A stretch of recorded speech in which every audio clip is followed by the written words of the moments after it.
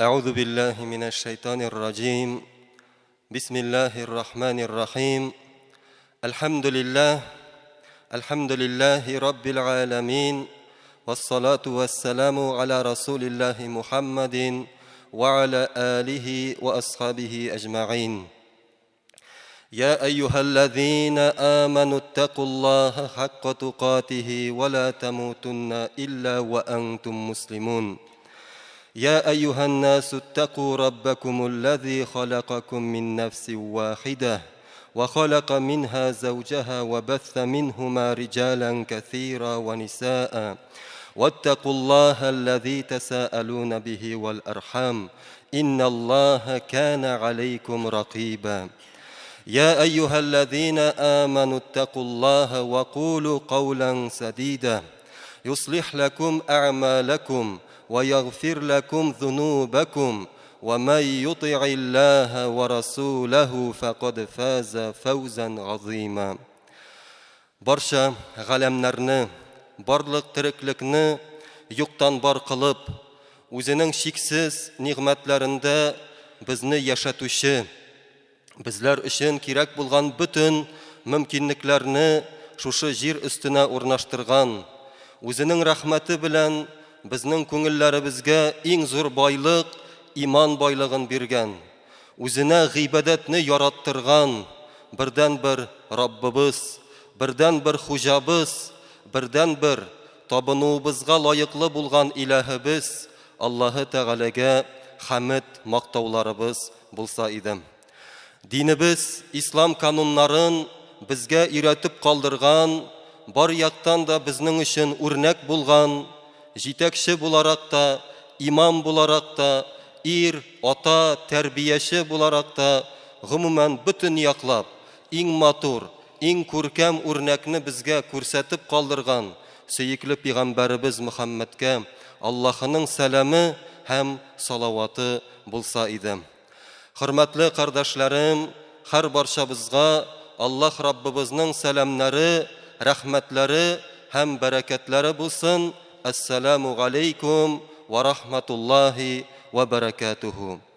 Хәерле җомга көннәре булсын.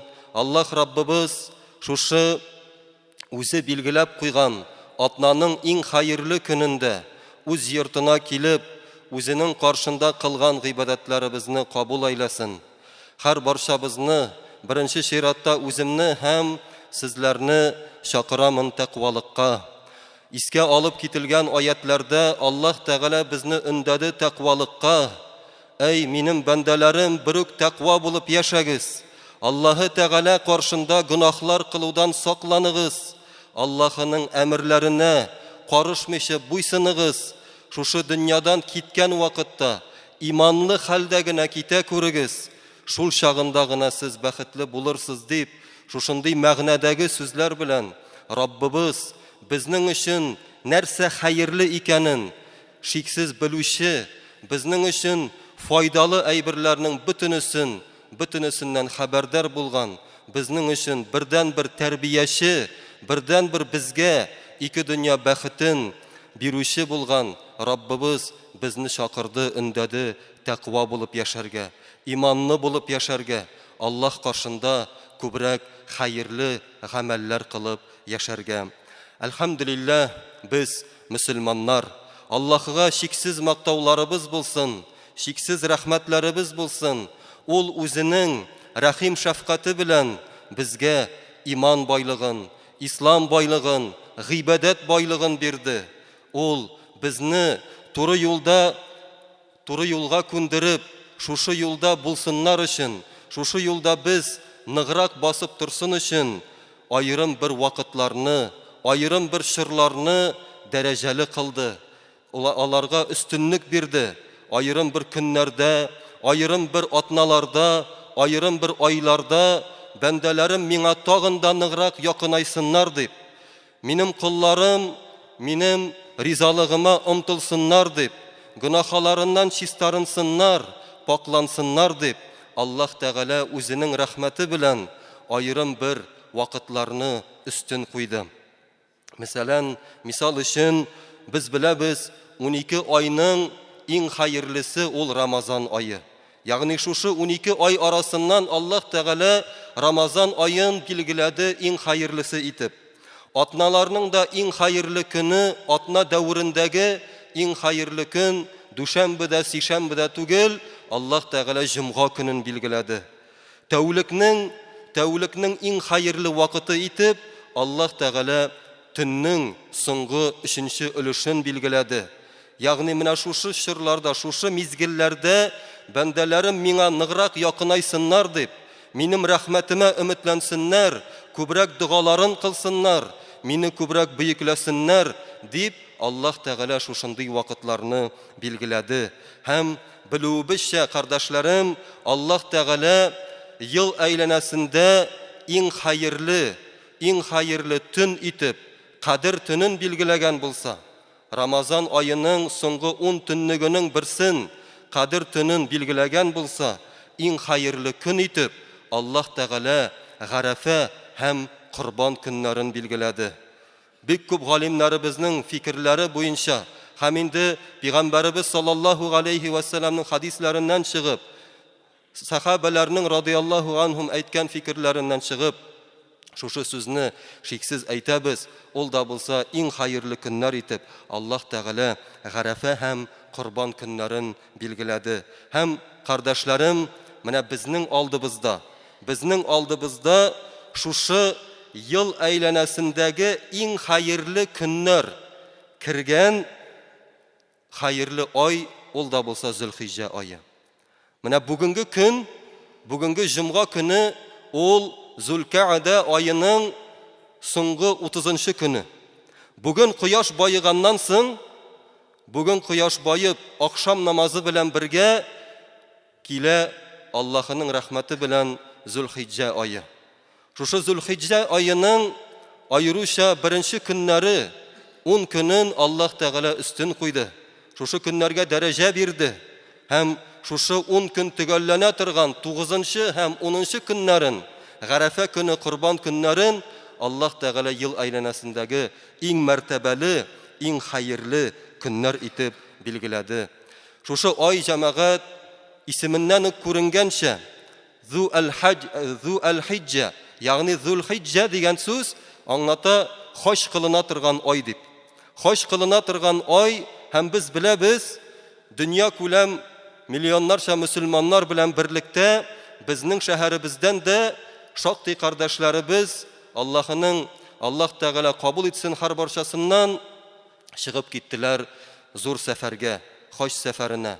Һәм без беләбез, шушы хаҗ гыйбадәте ул иман иясе өчен, мөселман кеше өчен иң хайырлы гыйбадәтләрнең берсе. Әлхәмдүлилләh, бүгенге көндә шушы кардәшләребез пәйгамбәрләр булган, үз аяклары белән атлап йөргән җирләргә, сахабалар Аллаһның ризалыгында булсыннар, шунда гыйбадәт кылган җирләргә атлап кирип, аяклары белән басып, шушы мәртәбәле урыннарга кирип, ләббәйк Аллаһумма ләббәйк дип, эй Аллаһым, менә синең каршыңа килдем гыйбадәтемне кылырга, синең каршыңа килдем, үземнең дөнья мәшәкатьләрен бер мизгелгә калдырдым, үземнең гаиләмне дә калдырдым, менә сиңа буйсыныр өчен, синең каршында табыныр өчен, синең каршында гөнаһларымнан чистарыныр өчен, син вәгъдә иткән җәннәтләргә кирә алыр өчен, шушыңа сәбәп кылыр өчен синең каршыңа килдем дип, күпме кардәшләребез җәмәгать шушы көннәрдә, әлхәмдүлилләh, Аллаһның рәхмәте белән шушы мәртәбәле гыйбадәтне кылу бәхетенә ирештеләр. Аллаһ Тәгалә инде хаҗ гыйбадәтләрен хайырлы гына кылып, кабул булган хаҗлар белән кайтырга аларның һәр барчасына да насыйп итсә иде. Һәм без беләбез, шуннан да Пәйгамбәрбез саллаллаһу алейхи ва салламның хадисе бар. Әл-хаҗҗул мәбрур ләйсә ләһу җазаун илля аль-җанна диде. Кабул булынган хаҗ диде, аның җәзасы, аның әҗере бер генә диде. Ул да булса җәннәт диде. Җәннәт. Менә шушы җәннәт нигъмәтенә өметләнеп, җәһәннәмнән кутылуга өметләнеп, Аллаһ Тәгалә каршында буйсыным дип, башымны иим дип, Аллаһ кушкан әмерләрне берсе арты берсе үтим дип, кардәшләребез хаҗ сәфәренә чыктылар. Аллаһ Тәгалә кабул әйләсен. шушы Зулхиджа айының җәмәгать дәрәҗәсе, өстенлеге хаҗ гыйбадәте белән булды. Әмма, кардәшләрем, без кемнәргә бүгенге көндә әле мөмкинлек, шушы бәхет елмаймады, кемнәргә шушы мөмкинлек ачылмады, ягъни хаҗга бару мөмкинлеге булмаган, шушында булган, утырган барчаларыбызга да Аллаһ Тәгалә бу айны әлбәттә өстен куйды. Һәрбер мөселман өчен җәмәгать аңларга кирәкми, хаҗилар өчен генә бу ай зур әҗерләргә ия була торган ай дип. Юк, һәрбер мөселман кеше өчен Аллаһ Тәгалә бу айны мәртәбәле кылды, дәрәҗәле кылды. Һәрберебез шушы айның өстенлекләрен куллана алабыз, әҗер-саваплар туплауда һәм гөнаһларыбыздан чистарынуда. Шуңа күрә, кардәшләрем, онытмыйк, игътибарлы булыйк, битараф булмыйк. Менә бүгенге акшам белән керә Зулхиҗа айы һәм ул айда күбрәк гыйбадәтләр кылып, күбрәк Аллаһ Раббыбызны бөекләп, гөнаһларыбыздан тәүбә итеп үткәрергә тырышсак иде. Зулхиҗа айы җәмәгать ул Аллаһ Тәгалә билгеләгән харам айларының берсе. Раббыбыз Тәүбә сүрәсенең 36-нчы аятында әйтте: «Инна иддата шухури индаллаһи 12 шәһран фи китабиллаһи яума халакас самават في كتاب الله يوم خلق السماوات والأرض منها أربعة حرم ذلك الدين القيم فلا تظلموا فيهن أنفسكم». Аллаһ Тәгалә әйтте, якынча тәрҗемәсе дөрестлектә диде. Аллаһ Тәгалә каршында айларның саны 12 диде. Аллаһ Раббыбыз 12 ай итеп билгеләде һәм Аллаһының китабында күкләр һәм җир барлыкка китерелгән көндә шулай язылды ди. Аллаһ Тәгалә шулай билгеләде. Үзенең кудрәте белән без яшәгән ел ул 12 айдан тора. Һәм шушы 12 айның 4-се диде, ул харам айлары диде. Харам айлары һәм бу Аллаһының хак дине һәм шушы айларда, шушы вакытларда үз-үзегезгә зулымлык кылмагыз диде. Зулымлык кылмагыз дип Аллаһ Тәгалә безне кисәтте. Һәм Ибн Аббас хәзрәтләре Аллаһының ризалыгында булсын әйтте, Аллаһ Тәгалә диде шушы 12 айның 12 ай арасыннан 4 айны билгеләде ди.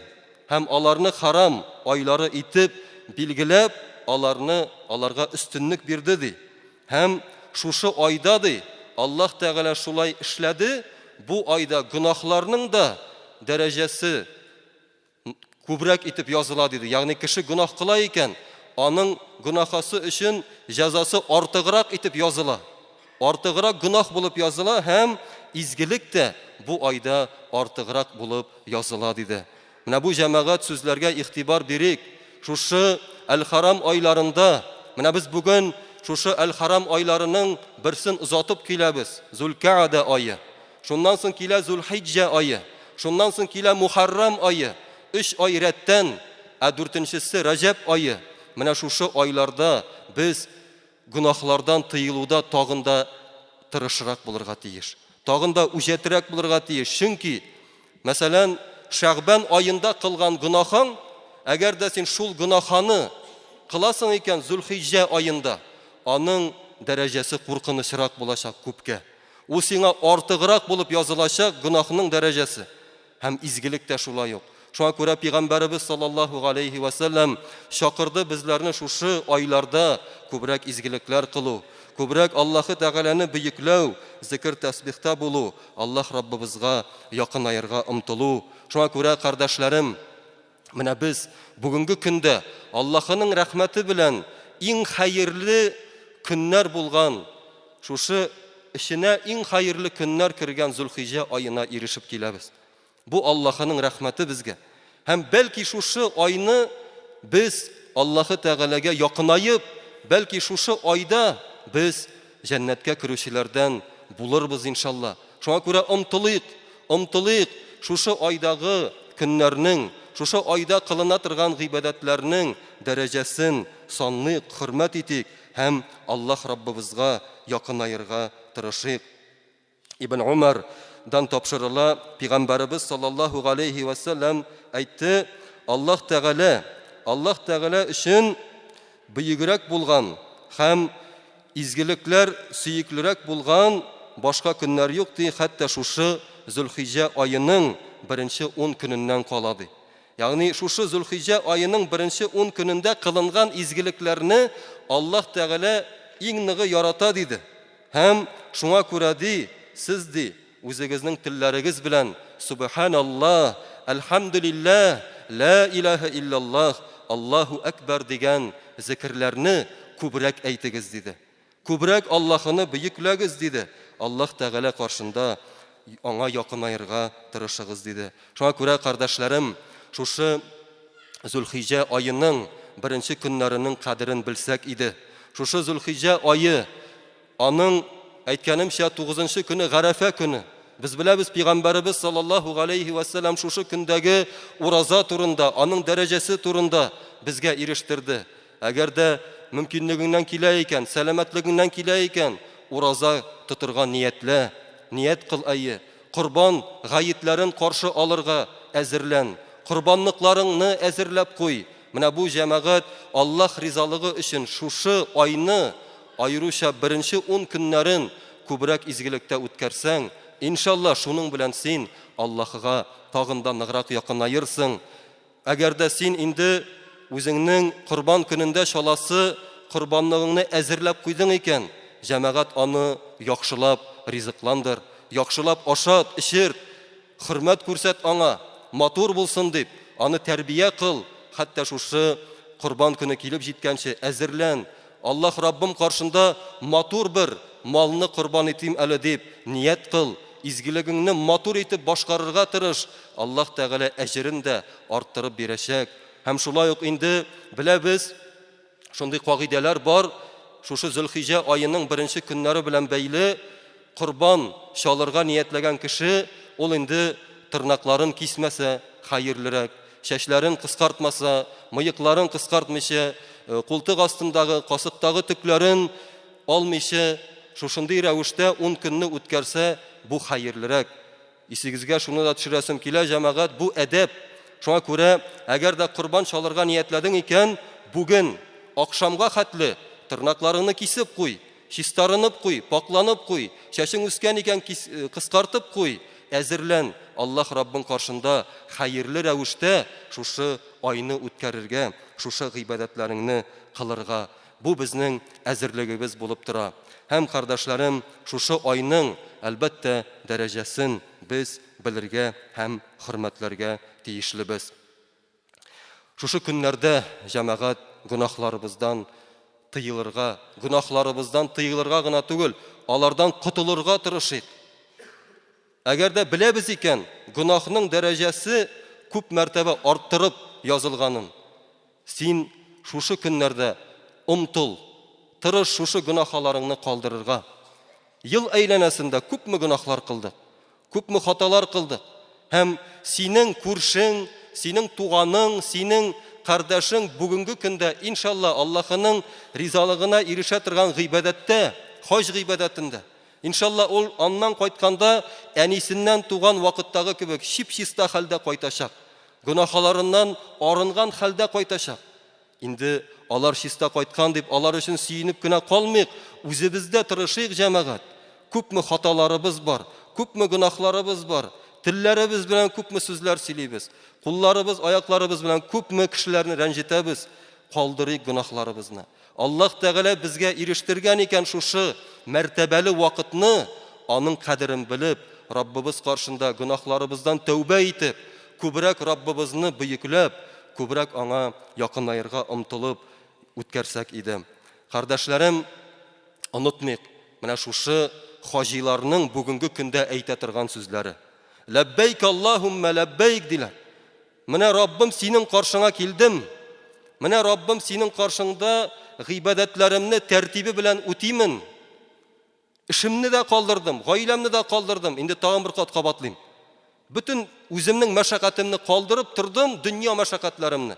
Ахиратым өчен тырышырга килдем синең каршыңа. Җәмәгать, менә бу сүзне безгә дә кемнәр әле бу елда хаҗга бару бәхетенә ирешмәгән, безгә аны әйтү кушылмаса да бу көннәрдә, әмма аның мәгънәсе ул безнең өчен һәр вакыт мөһим булып тора. Ягъни без шушы сүзләрнең мәгънәсен һәр вакыт үзебезнең күңелләребездә сакларга тиеш. Раббым, синең каршыңда буйсынып яшим. Раббым, синең каршыңда гыйбадәтемне кылам. Раббым Аллаһ, синең каршыңда гынахларымнан котылырга тырышам. Раббым Аллаһ, синең каршыңда сине бөеклим, сине улуглыйм, синең каршыңда кушканнарыңа буйсынам, тыйганнарыңнан тыелам дип, менә шушы сүзләрне әйтерсең дә күңелләребез белән аны без дә әйтергә тиеш җәмәгать. Күңелләребездә аның мәгънәсе сакланырга тиеш һәр вакыт. Шушы Зулхиҗҗә аенда гына түгел, чөнки пәйгамбәрләр шундый булдылар. Алар һәр вакыт Раббым, менә мин синең каршыңда, синең бәндәң, синең мискин бер кулың, синең рәхмәтеңә фәкир булган, синең гынахларны кичерүеңә ярлы булган, мохтаҗлыкта булган мискин бер бәндәң, синең каршыңда хәерле тормыш белән яшәсәм иде. Синең каршыңда гынахлардан тыелырга тырышам дип, менә шушындый максатны җәмәгать без һәр вакыт үзебезнең алдыбызга куярга тиешлебез. Аллаһ Тәгалә шушы мәртәбәле, бәрәкәтле көннәрне хәерле рәвештә үткәрергә насыйп итсә. Аллаһ Раббыбыз шушы бәрәкәтле көннәрдә гынахлар кылудан үзе сакласа иде. Изгилектә күбрәк булып, тырыш булып, Аллаһ Раббыбыз каршында мөмкинлек килә икән уразаларыбызны тотып, күбрәк зикр тәсбихларда булып, гыйбадәтләребезне арттырып, шушы көннәрне бәрәкәтенә ирешергә Аллаһ Тәгалә насыйп әйләсә иде. Амин.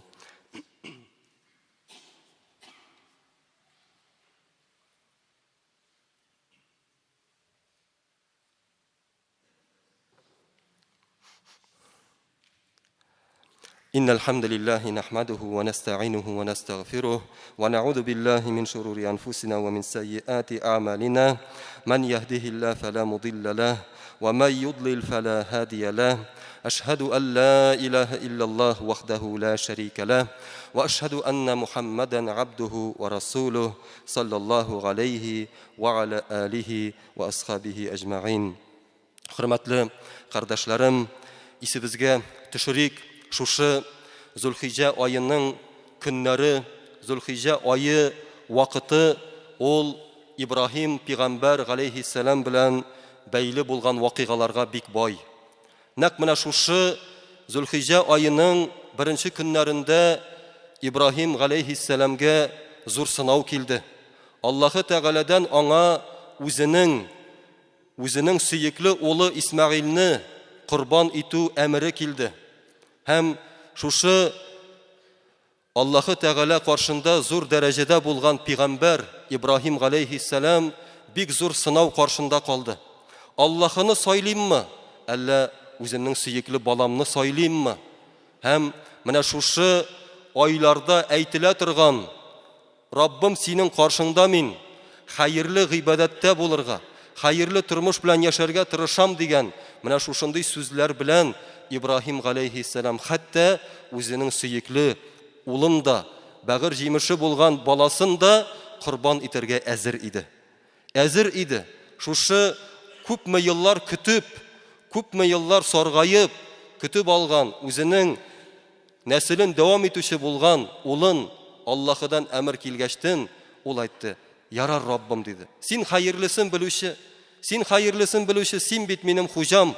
Син миңа нәрсә кушкансың, мин шуны үтәргә тиешмен", дип ул Аллаһыга буйсынды. Менә монда җәмәгать безгә бик зур дәрес. Әгәр дә Аллаһы Тәгалә безгә кушкан икән гыйбадәтләрне кылырга, намаз гыйбадәте икән ул. Раббым, мин синең каршында буйсынам. Көненә 5 вакыт намазымны, фарызымны калдырмыйча үз вакытында укыймын. Раббым, әгәр дә син миңа Рамазан ayında ураза тотарга кушкансың икән, үтимен, Раббым, сиңа буйсынам. Раббым, әгәр дә син миңа телемне гайбәтләрдән, буш сүзләрдән сакларга кушкансың икән, Раббым, буйсынам сиңа. Калдырам бу әйберләрне. Әгәр дә син миңа үзеңне күбрәк бөекләргә кушкансың икән, буйсынам сиңа. Сине мактыймын, сине бөеклеймен, синнән башка бер затка да гыйбадәт кылмыймын. Синең каршыңда гынахлардан тыелып яшыймын дип, менә безгә дә бу бик зур дәрес җәмәгать. Пәйгамбәрләрне Аллаһ Тәгалә ни өчен җибәрде? безгә үрнәк буларак. Һәм без алардан үрнәк алырга тиеш. Әлбәттә, шушындый авыр сынауларны, әлхәмдүлилләһ, Аллаһ Тәгалә безгә йөкләмәде. Беребезгә дә мондый сынауларны бирмәде. Ничек ул пәйгамбәрләргә бирде сынауларны. Әмма бу безгә бик зур дәрес. Һәм карагыз, җәмәгать, Аллаһының шиксез рәхмәте, Аллаһының шиксез рәхимлеге, ул шушы әмерне бирсә дә, үзеңнең балаңны корбан ит дип Ибраһим пәйгамбәргә әйтсә дә, шиксез рәхмәте белән ул аңа бу эшне эшләтмәде. Эшләтмәде.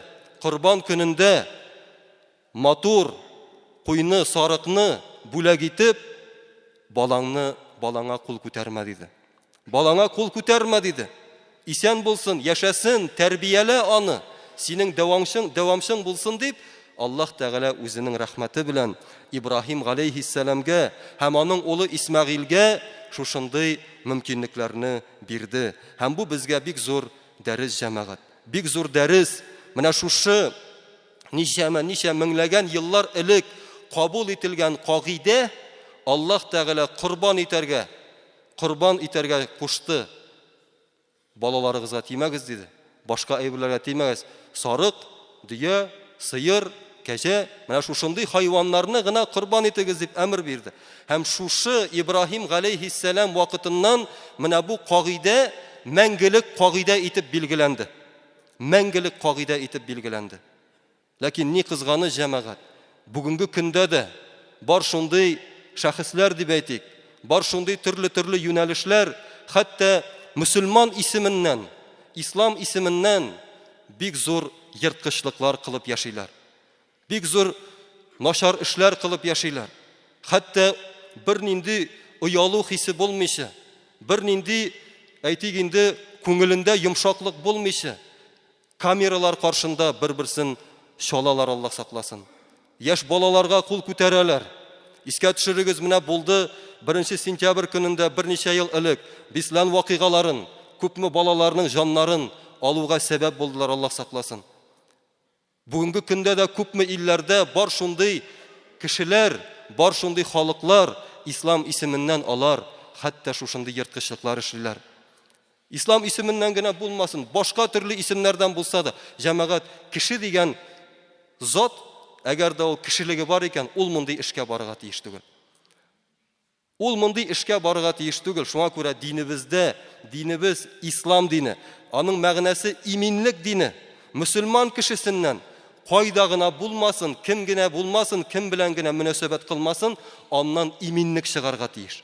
Бер-беребез белән күрешкәндә, «Әссәламу галейкум» дибез. Сиңа иминлек булсын дибез. Миннән сиңа бер зыян да булмасын дибез. Аллаһы Тәгаләнең исеме дә бар. Шушындый мәгънәгә ия булган. Әссәлам, иминлекне бирүче, иминлекне яратучы. Шуңа күрә мөселман кеше, җәмәгать, ул балаларга дисеңме, башка кешеләргә дисеңме, ул аларны бер дә рәнҗетергә тиеш түгел. Ибраһим галәйһиссәламгә әмер итеп тә башта улыңны корбан ит дип Аллаһ Тәгалә аннары әйтте. Бер үк кул күтәрмә диде. Бер үк балаңа тимә, менә сиңа әзер булган корбанлык, шуны корбан ит.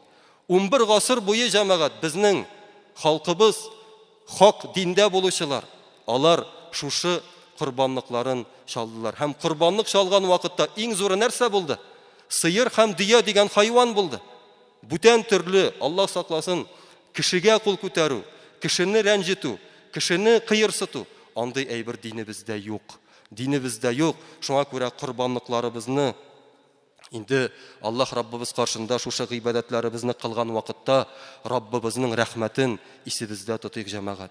Раббыбыз каршында хәерле гамәлләребезне күбрәк кылырга тырышыйк һәм шушы корбанлыкларыбызны да әзерләп, бер-беребезне рәнҗетмичә, кай вакыт, җәмәгать, шуны да әйтергә кирәк.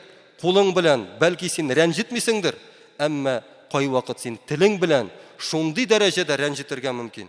Аллаһ сакласын, кешенең дәрәҗәсен төшереп, кешене мыскыллап, шуңа күрә бик сак булыйк. Динебез иминлек дине, тынычлык дине һәм шушы динебезне саклап, башкаларга хәерле мөнәсәбәттә булып яшәргә тырышсак иде.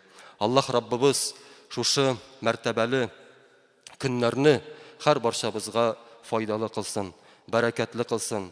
Инде җәмәгать, бәлки шушындый вакытка туры килүе хәерле дә булгандыр, Аллаһның хикмәте дә шунда булгандыр. Минем инде бер генә игълан сезгә биреп китәсем килә. Әлхәмдүлилләh, инде күпләрегез ишеткәнсездер дә, Аллаһның насыйбы, инде күп еллар сезнең белән бергә эшләп, шушында бәлки хутбалар да сөйләнгәндер. Инде Аллаһ Тәгаләнең насыйбы белән гаетләрне үткәргәннән соң, мин инде Ташлык авылында иншалла үткәрәчәкмен. Мин инде башка районга китәчәкмен, ай Аллаһ бирсә. Башка районга билгеләделәр, яңа мәчет төзелә, үзәк мәчет, шунда имам итеп. Минем инде теге бу игъланны бәлки әйтүем дә бик ни түгелдер, дөрес түгелдер, әмма минем сезнең белән эшләү дәврендә әгәр дә ниндидер хаталарым булган булса, ниндидер кимчелекләрем булган булса, барыгыздан да гафу сорыйсым килә. Аллаһ Тәгалә кичерсә иде. Әгәр дә ниндидер үпкәләрегез калган булса, килеп әйтегез. Бәлки инде иншалла араларыбызны төзәтү хәерледер. Шуңа күрә бер-беребезгә үпкәдә булмыйча, бер-беребез өчен һәрвакыт изге дугада булып, хәерле тормышларда яшәргә Аллаһ Тәгалә насыйп итсә иде. Һәм барыгыздан да ялварып сорыйм, менә шушы Зулхиҗҗә аеның бәрәкәтле көннәрендә бер-беребезне гафу итик, җәмәгать. Гафу итик, үземне дә кичерегез, гафу итегез. Бәлки гаиләләрегезгә карата ниндидер мөнәсәбәт булгандыр, ярамаган эш эшләнгәндер. Бәлки балаларыгызга карата тиешле тәрбия бирелеп бетмәгәндер. Бәлки шушындый төрле өлкәләрдә кимчелекләребез булгандыр. Аллаһ Тәгалә гафу итсә иде, һәм сез дә кичерсәгез иде, Аллаһ Тәгалә хәерле кылсын. Бер-беребез өчен дугада булыйк. Аллаһ Раббыбыз изгелектә булырга, гөнаһларыбыздан тыелып яшәргә насыйп әйләсә иде. Амин. Амин. Амин.